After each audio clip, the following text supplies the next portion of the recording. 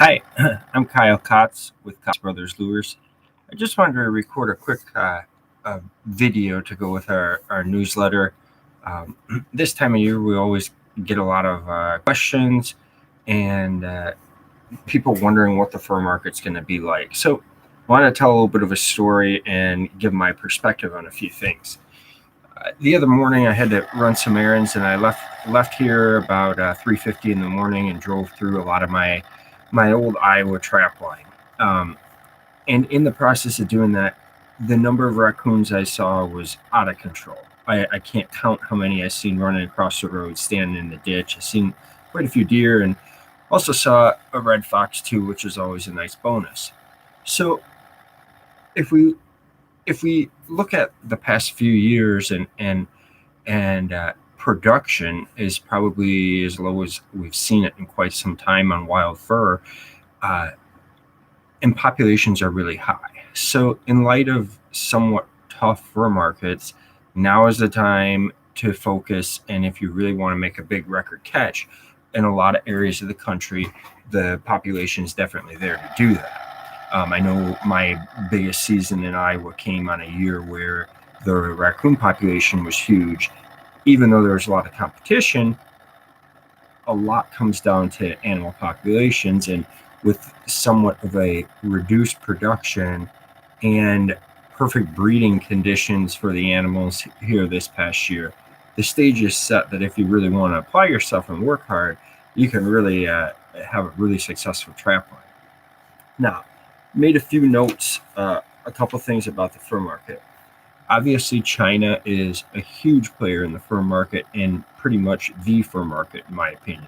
Um, I know that statement probably gets me in some trouble, but there are other countries that use a lot of fur, but China is probably accounts for the bulk of it and definitely sets the market. There's a lot going on in China, around the world.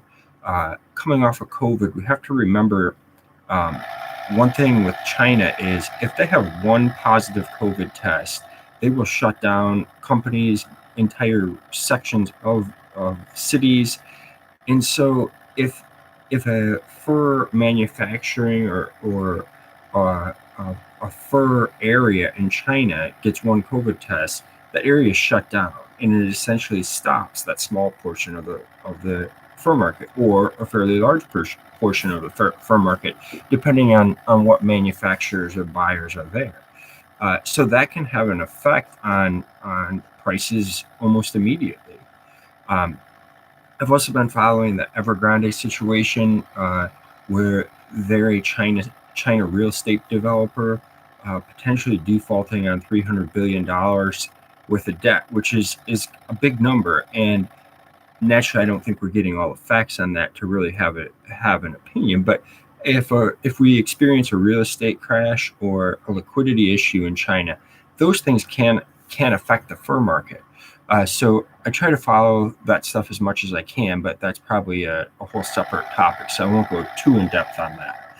But it'll be interesting to see what things are like here in a few months. And uh, also, there's another thing that I'm somewhat concerned about is the relevance of the fur auctions, um, especially with production down.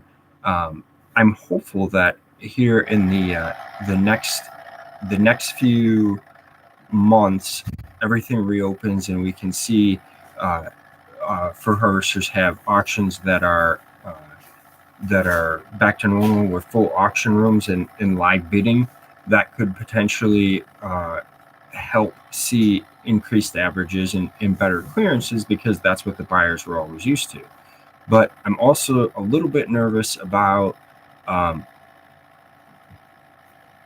with with this post-COVID world, if the buyers are going to be willing to travel all the way around the world to get to an auction. And that has me a little bit nervous as to the relevance of fur auctions now versus pre 2020. So we'll have to see what transpires this spring. I hope that things do return to normal and we see live bidding again, because that would definitely help the market. But on the other end of that spectrum is the catch. If there's not a lot of fur available at an auction, are the buyers going to be willing to travel around the world for a reduced offering? So from that perspective, I think the best thing for the fur market this year is take advantage of high populations and go out there and track. So if you want to see more videos from me, you can subscribe and leave a like, and also check out the link to our email newsletter. Thank you.